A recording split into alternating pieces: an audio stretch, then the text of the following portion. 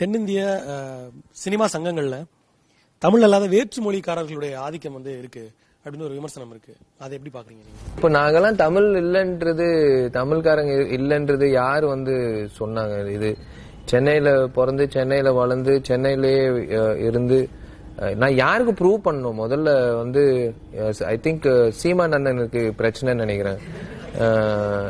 இந்த தெலுங்குக்காரன் எல்லா சங்கத்திலயும் போய் நிக்கிறான்னு. அப்புறம் வேற யாரு கேட்டாங்கன்னு எனக்கு தெரியல. பட் நான் ப்ரூவ் பண்ணணும்னு అవసరమే கிடையாது.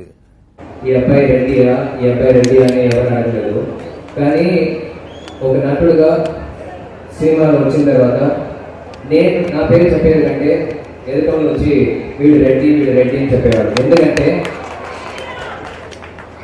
నేను పోటీకి రెడీ. ఏదైనా ఒక చెడ్డది జరిగేటప్పుడు అది మంచిగా మార్పడానికి వీడు రెడీ అని వాళ్ళే చెప్తారు. நடிகர்களை நீங்க தமிழர்களை ஏத்துக்கலையா? எங்கப்பா தமிழ்நாட்டுல இருக்கக்கூடிய நடிகர்கள் நீங்க தமிழர்களுக்கானவர்கள்? தமிழ் நடிகர்களே தமிழரா இருக்க முடியும். தமிழ் நடிகர் அல்லாத நடிகர்கள் அவர் யாரோ அப்படிதான் இருக்க முடியும். சரி விடுங்க. நான் விசால நடிகர் சங்க தலைவரா ஏத்துட்டேன். தம்பி விசால தயாரிப்பாளர் சங்க தலைவரா ஏத்துட்டேன். என் அருமை சகோதரன் பிரகாஷ்ராஜ் நீங்க ஏன் இங்க ஆந்திராவில ஏற்கல? இங்க என்னை பாருங்க, கொஞ்சம் பாருங்க. ஏன் ஏற்கல? அவர் இனிமே தெலுங்கு படத்திலேயே நடிக்கலைன்னு கோச்சுட்டு போயிட்டாரு. அது காரணம் என்ன? உங்களுக்கு வந்தா ரத்தம், எனக்கு வந்தா தக்காளி சட்னியா? நீங்க எல்லாம் பேசினா அது இனமா இருக்குது, அது மொழியா இருக்குது, அது இதா இருக்குது. நான் பேசினா மட்டும் பாசிசம், செப்பரேட்டிசம்.